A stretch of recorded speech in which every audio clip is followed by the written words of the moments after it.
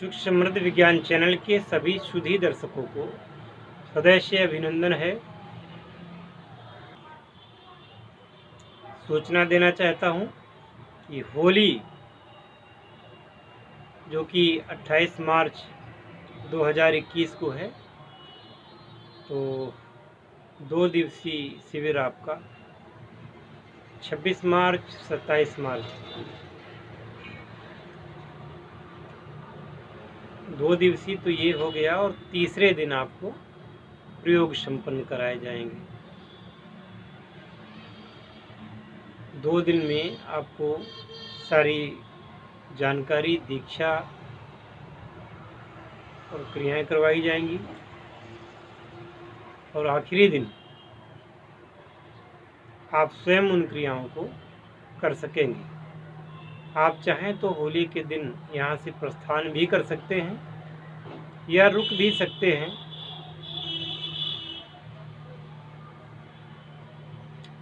इस शिविर में आप सभी लोगों को मैं इसलिए आमंत्रित कर रहा हूँ, ये अपने आप में अद्वितीय शिविर होने वाला है, और यदि आप वास्तव में साधनाओं का रसास्वादन करना ही चाहते हैं तो इससे अच्छा मौका फिर नहीं मिलेगा।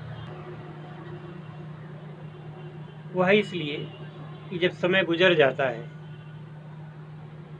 हर समय की अपनी एक पहचान होती है, हर समय का अपना महत्व होता है। इसलिए जो मौका है, मौका को सामने आते हुए मौके को पकड़ लेने में ही समझदारी अच्छी रहती है, वरना तो ये होता है कि आप तैयारी बनाते बनाते तैयारी कभी बन ही नहीं पाती। बहुत सारे लोग थे जो साल भर पहले मेरे पास आना चाहते थे, आज वह बिल्कुल शांत हैं, वो कभी नहीं आए। बस वो अक्सर कहा करते थे कि मैं आ रहा हूँ।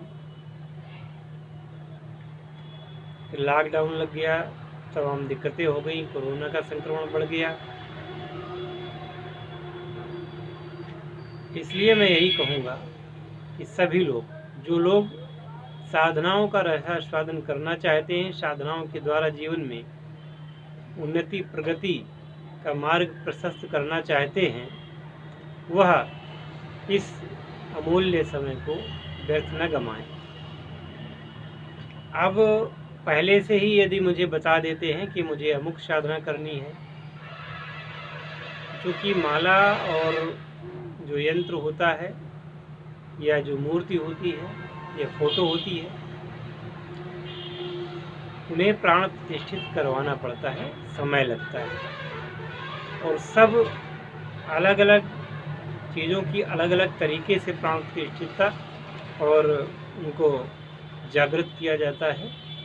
तो अगर आप बिल्कुल समय आपका नज़दीक होगा, उस समय होली का आपको कहेंगे कि भेज दें या मैं आ रहा हूँ, वो सब क्रियाएं शायद न हो सकें। इसलिए पहले से अपना स्थान आरक्षित करा लेना श्रेयस्कर रहेगा। मेरा यही मानना है कि समय को कभी गंवाएं नहीं। कभी ज़्यादा गर्मी पड़ने लगती है तो आप लोग कहते हैं कि गर्मी पड़ रही है, सर्दी होने लगती है तो आप कहते हैं सर्दी पड़ रही है। यह मौसम इस समय वसंत का है, और नवरात्रि के आने तक वसंत रहेगा। इसलिए आप जो लोग बहुत दिनों से ये कोशिश कर रहे थे कि हम अब साधना करेंगे या दीक्षा लेंगे, अब आपके मन में एक बात आती होगी कि ये बार बार दीक्षा लेने के लिए क्यों कहते हैं। वो हम इसलिए कहते हैं कि दीक्षा एक माध्यम है जिसके द्वारा अपने ज्ञान का संचार शिष्य के ऊपर किया जाता है। ज्ञान का भी संचार किया जाता है और अपनी कमाई हुई तपस्यांश थोड़ा सा उसको दे दिया जाता है, जिससे कि उसका कार्य चल पड़े। जैसे एक बीज यदि आपको दे दिया जाए किसी दुर्लभ प्रजाति के वृक्ष का या पौधे का, उसका वृक्ष अगर आपको बीज दे दिया जाए और वो जा कर के आप उसी तरीके से उगाएं जिस तरीके से बताया गया है। माना कि हमने आपको यहाँ पे कमल का बीज दे दिया और आप उसको ले भी गए, यदि आपको विधि नहीं मालूम है तो उसको आप उगा नहीं पाएंगे। तो यदि कमल का बीज ले गया, आप ले गए, फिर जो विधि बताई गई, इस प्रकार से पानी में रखना है, इस प्रकार से इसको रगड़ करके इसके अंकुर को निकलने योग्य मार्ग देना है, ज़्यादा नहीं रगड़ना है, कम भी नहीं रगड़ना है, वो चीज़ आपको प्रैक्टिकल दिखाई जाएगी, करके आपसे करवाई जाती है। पुनश्च आप घर में जाकर के जब उसको जमाते हैं, अंकुर आ जाता है, पत्ते आ जाते हैं, इसके बाद उसको खाद कैसे देनी है, किस तरह के पानी में रखना है, कहाँ रखना है, उसकी देखभाल कैसे करनी है, ये समस्त क्रियाएं आपको अपनी तरफ से करनी पड़ती हैं। तत्पश्चात आप देखेंगे कि कमल केवल झील में ही नहीं, तालाबों में ही नहीं, कमल आपके घर के किसी अच्छे एक टब में ही घुस पाएगा, कमल खिलेगा और आप प्रफुल्लित होंगे। अब वो चाहे आप देवी देवताओं को अर्पित करें या आप इसी तरीके से उसको उसको यूज कर सकते हैं। अगर उसको प्रयोग नहीं करेंगे तो कुछ समय बाद वो परिपक्व होकर के उसमें भी नए बीज तैयार हो जाएंगे। ऐसे उसका चलता है। अब आप देखेंगे कि जब कमल के फूल आपके घर में आ रहे हैं तो फलेंगे, तो फिर आपको कमलों पर भंवरे भी आएंगे, वो भी गुंजायमान होंगे। इसी प्रकार से किसी साधना का उसका बीज और उसकी क्रिया आपको दी जाती है। अब जब उसको आप करते हैं तो एक दिन वो आता है जब उसका फल आपको प्राप्त होता है और आपके जीवन में आने वाली हर जो बाधा है वो अपने आप हट जाती है, आपका जीवन निष्कंटक हो जाता है। देखिए, कहना नहीं होगा कि आप जगह जगह जाते हैं, जहाँ का नाम सुनते हैं वहाँ दौड़ पड़ते हैं, वहाँ पर फला रहते हैं, वहाँ पर फला मंदिर है, वहाँ पर फला संत हैं, है ना। तमाम प्रकार की आप वो सब करके वहाँ दौड़ते हैं और उनसे ये कोशिश करते हैं कि उनको हम चढ़ावा चढ़ा दें, उनको प्रणाम कर लें, वहाँ पर मनौती मान लें, मेरी मनोकामना पूर्ति हो जाए। पर यहाँ पर क्या होता है, उसमें से वो जो आप वहाँ जाते हैं उनसे यहाँ पर अंतर क्या है?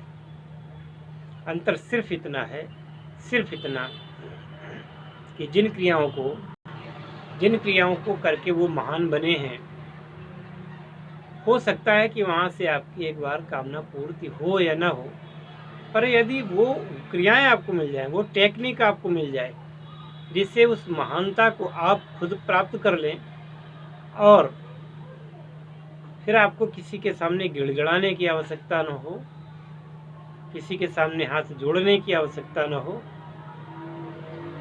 आप में वो शक्ति विराजमान हो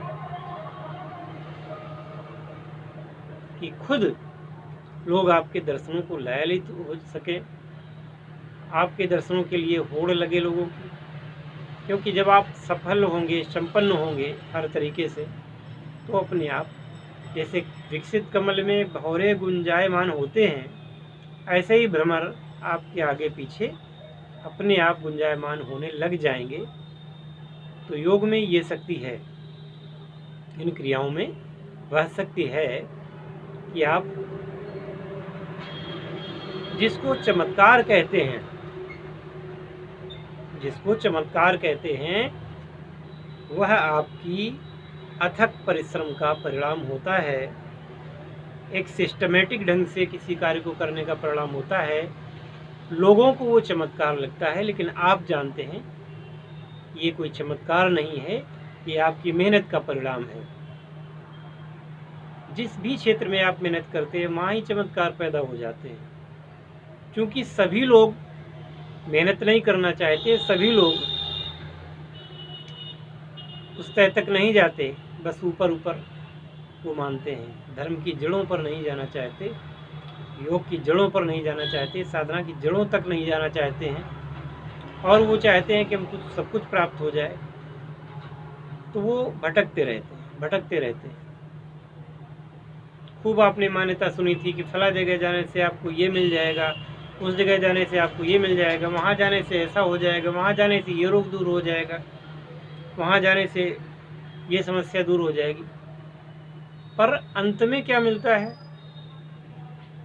आप गए, लौट आए, ना कुछ होना था ना हुआ। तो यदि उन क्रियाओं को की कुंजी आपको प्राप्त हो जाए, जिनसे कि वो समस्याओं के ताले टूटते हैं,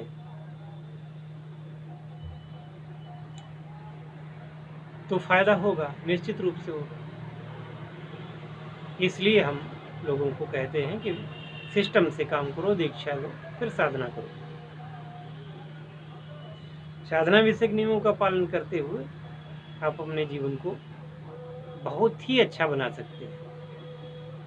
मिलते हैं अगले वीडियो में, तब तक के लिए हरि ओम।